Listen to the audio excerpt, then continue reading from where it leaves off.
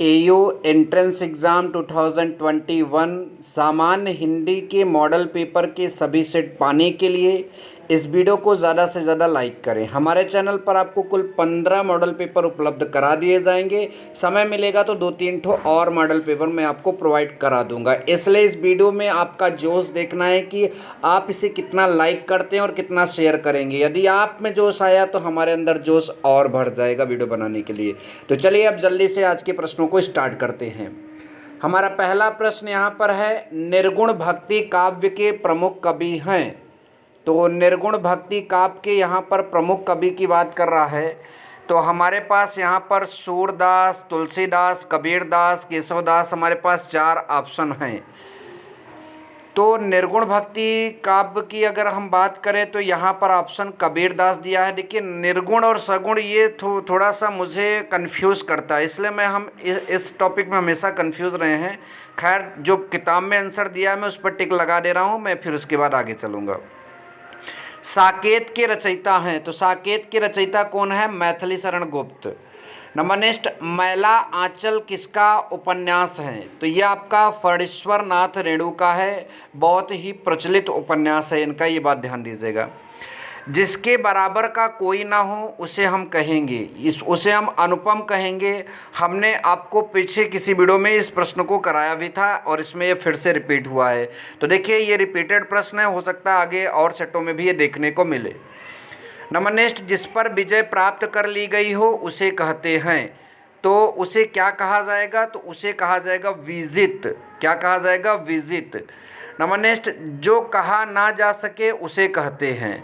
तो भैया जो नहीं कहा जा सका है उसे हम क्या कहेंगे? अकथनीय, मतलब कथन, वो कथनीय नहीं है और क्या।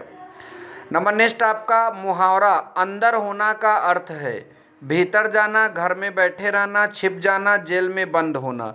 तो अंदर होने का अर्थ होता है जेल में बंद हो जाना, ठीक है। नंबर नेक्स्ट प्रश्न है हमारा मुहावरा पांचों अंगुलियां घी में होना, इसका क्या अर्थ है? लाभ ही लाभ, अधिक लाभ होना, सभी इच्छाएं पूरी हो जाना, तस्माल खाना। तो इस प्रश्न का जो सही जवाब है लाभ ही लाभ, ठीक है। चलिए नंबर नेक्स्ट क्वेश्चन देखेंगे। आपका अगला 34 नंबर जो क्वेश्चन है यहाँ पर, श्रृंगार रस का स्थायी भाव है। इसको हमने पहले से भी क्लियर कराया है, इसका स्थायी भाव रति होता है। शोक जो है वो आपका करुण रस का स्थायी भाव होता है। उत्साह जो है वीर रस का स्थायी भाव होता है। निर्वेद मुझे पता ही नहीं है, ठीक है। नंबर नेक्स्ट देखेंगे, दोहा एवं चौपाई कैसे छंद हैं? तो आप सबको पता होना चाहिए। यहाँ पर वार्णिक छंद दिख रहा है लेकिन मेरे समझ से ये आपका मात्रिक छंद होना चाहिए, ठीक है। मैं मात्रिक पर लगा दे रहा हूँ, अगर आपको पता होगा तो आप सही जवाब दीजिएगा, अगर यही सही है तो कोई बात ही नहीं है, ठीक है। नंबर नेक्स्ट हमारा है अगला 36 नंबर, मुख मयंक संग मोर मनोहर में कौन सा अलंकार है?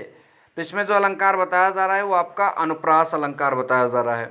नंबर नेक्स्ट, रहीमन पानी राखिए बिन पानी सब सून में कौन सा अलंकार है? तो इसमें जो अलंकार आपका है वो होगा आपका श्लेष अलंकार। कौन सा अलंकार होगा? श्लेष अलंकार। चलेंगे नेक्स्ट प्रश्न की तरफ। प्रश्न अगला देखेंगे, महर्षि में कौन सी संधि है? तो महर्षि में अगर हम संधि की बात करेंगे तो यहाँ पर जो है गुण संधि होनी चाहिए और इसका जो संधि विच्छेद है महाधन ऋषि, ठीक है। तो ये आपका गुण संधि होगा, ठीक है, ध्यान दीजिएगा। नंबर नेक्स्ट आपका है 39 नंबर, अन्वेषण का संधि विच्छेद है। तो इसका अनुधन ऐसण होगा, क्योंकि देखिए यहाँ पर जब ओ की मात्रा हटेगी तो वो आधा न हो जाएगा, ठीक है, ध्यान दीजिएगा। आपने पढ़ा होगा तो अनुवेंषण में जो संधि विच्छेद है वो अनुधन ऐसण होगा, ठीक है। नंबर नेक्स्ट आपका है पंचवटी। तो पंचवटी में समास की बात यहाँ पर की जा रही है तो द्विगु समास होगा, ठीक है, ध्यान दीजिएगा। पंचवटी में कौन सा समास है? द्विगु समास।